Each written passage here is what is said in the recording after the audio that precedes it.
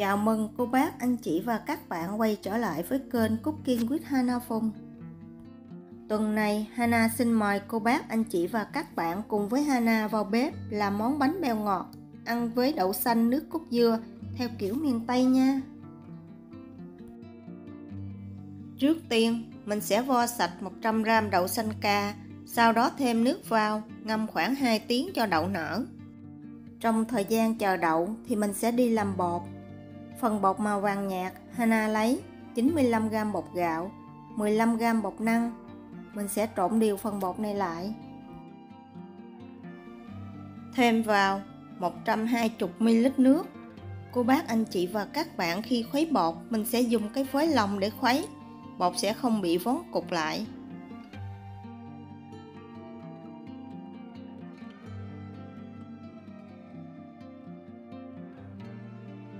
Sau đó mình sẽ đi nấu phần nước đường.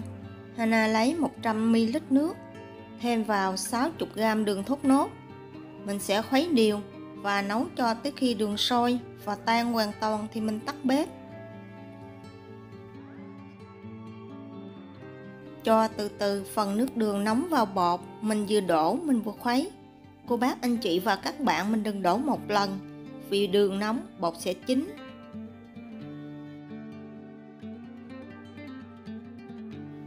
Mình sẽ khuấy đều phần hỗn hợp này, lọc qua rây cho thật mịn và để qua một bên.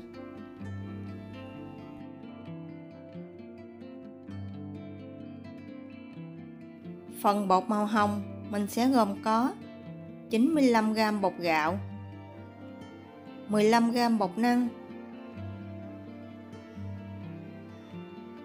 100ml nước và 20ml nước củ dền. Mình cũng khuấy đều hỗn hợp này lên.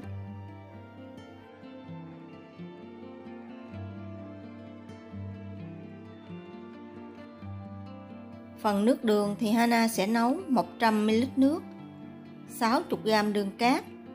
Mình cũng đun sôi cho phần đường này tan.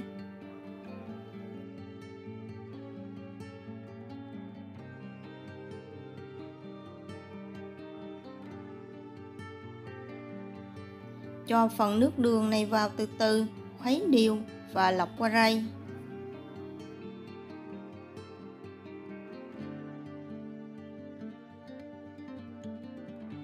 Phần bột màu tím Hana sử dụng 95g bột gạo, 15g bột năng, 90ml nước và 30ml nước lá cẩm.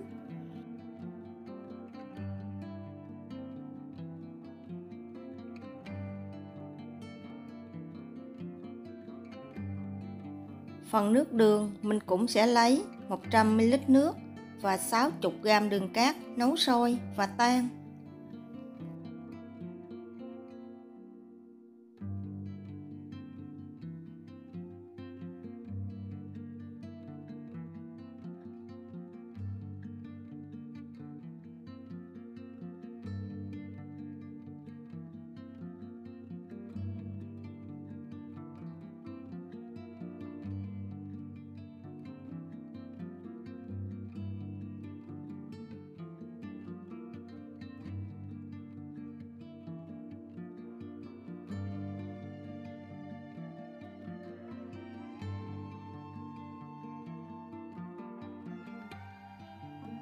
Phần bột màu xanh Hana cũng lấy 95g bột gạo, 15g bột năng,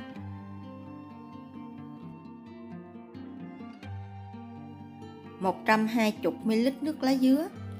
Phần nước lá dứa này cô bác, anh chị và các bạn mình sẽ lấy 30g lá dứa, rửa sạch cắt nhỏ, thêm vào 120ml nước. Mình sẽ xay và vắt lấy 120ml nước lá dứa. Nếu thiếu thì cô bác, anh chị và các bạn mình thêm ít nước vào cho đủ. Phần nước đường mình cũng nấu 100ml nước và 60g đường cát.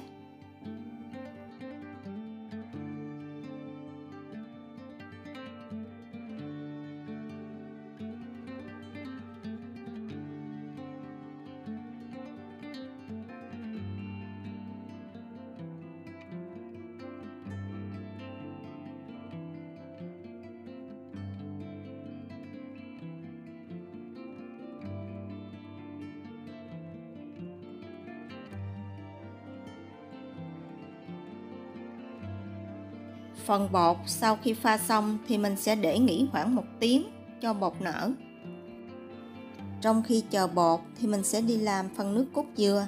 Hana lấy 200ml nước cốt dừa, thêm vào 50ml nước, 1/3 muỗng cà phê muối, 2 muỗng cà phê đường cát.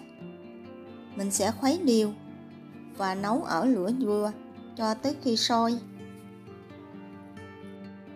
Để làm nước cốt dừa sạch lại thì mình sẽ lấy 1,5 muỗng cà phê bột gạo, thêm vào 1,5 muỗng canh nước. Mình sẽ khuấy đều. Cho từ từ hỗn hợp bột này vào nước cốt, mình sẽ khuấy đều và nấu sôi trở lại. Phần nước cốt dừa này, cô bác anh chị và các bạn mình nhớ nấu hơi mặn một tí so với nước cốt ăn chè nha. Sau khi nước cốt sôi trở lại thì cô bác anh chị và các bạn cho vào 20g hành lá cắt nhỏ.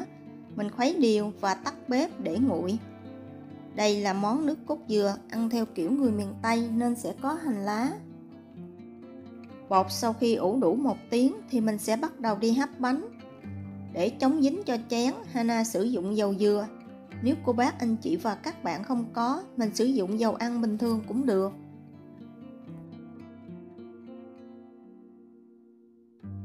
Trước khi chuẩn bị, cô bác anh chị và các bạn nhớ bắt sẵn một xửng nước sôi nha. Mình sẽ cho phần chén này vào làm nóng khoảng 2 phút.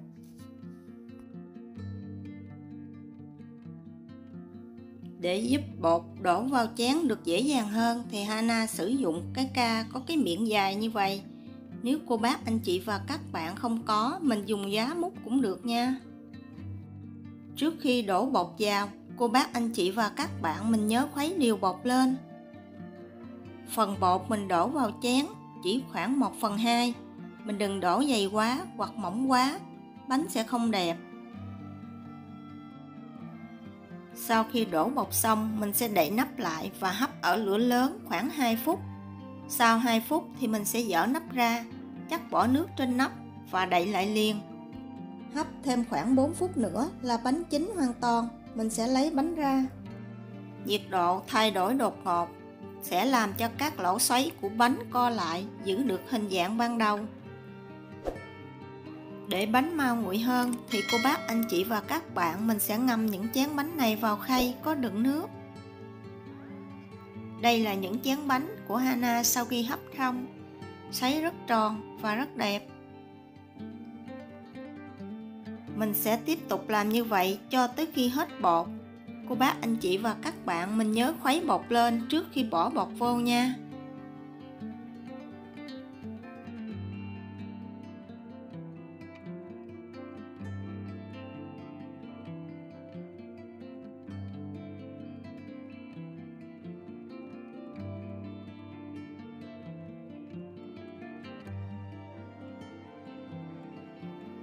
Mình cũng làm như vậy với các bột màu vàng, màu hồng và màu xanh.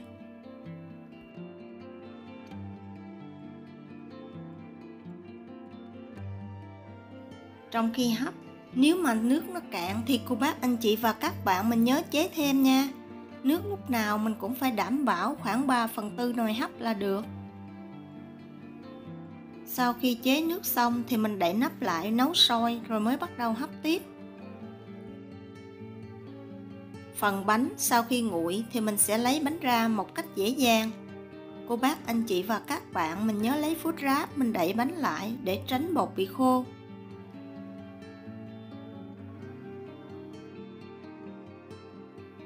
Bánh bèo rất là đơn giản và dễ làm, nhưng mà để làm ra những chiếc bánh có xoáy đồng tiền đều và đẹp thì không phải dễ. Với cách làm đơn giản này thì cô bác anh chị và các bạn mình có thể dễ dàng làm ra những chiếc bánh đẹp cho gia đình của mình.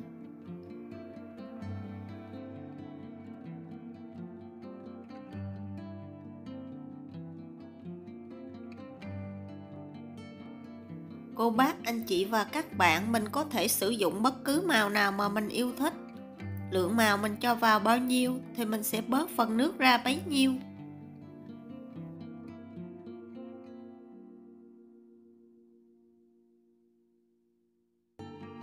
Phần đậu sau khi ngâm được 2 tiếng thì mình sẽ đem vo cho thật là sạch. Sau đó cho đậu vào son, thêm vào 1/4 muỗng cà phê muối, 400 ml nước.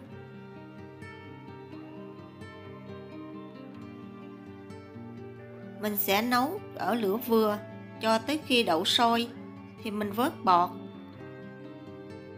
Sau đó mình sẽ hạ lửa thật nhỏ và nấu thêm khoảng 10 phút. Thỉnh thoảng cô bác, anh chị và các bạn mình nhớ khuấy đều đậu lên để tránh bị khét. Sau 10 phút mình cho thêm vào 1/2 muỗng canh đường, 2 muỗng canh nước cốt dừa. Mình sẽ khuấy đều phần hỗn hợp này và nấu cho đến khi đậu sạch lại thì mình tắt bếp.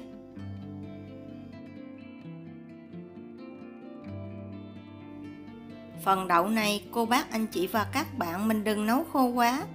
Mình nấu giống như của Hana là được, vì để nguội thì đậu sẽ đặc lại hơn. Mình sẽ cho phần đậu này ra ngoài dĩa và để cho thật nguội. Nhớ đậy phút ráp lại để tránh đậu bị khô mặt.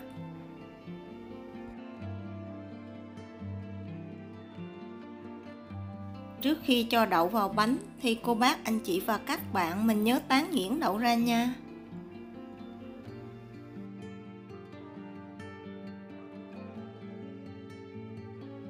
Nhắc tới miền Tây thì chắc hẳn ai cũng sẽ nhớ tới những món bánh dân dã thơm ngon và rất là phong phú với hàng chục loại bánh.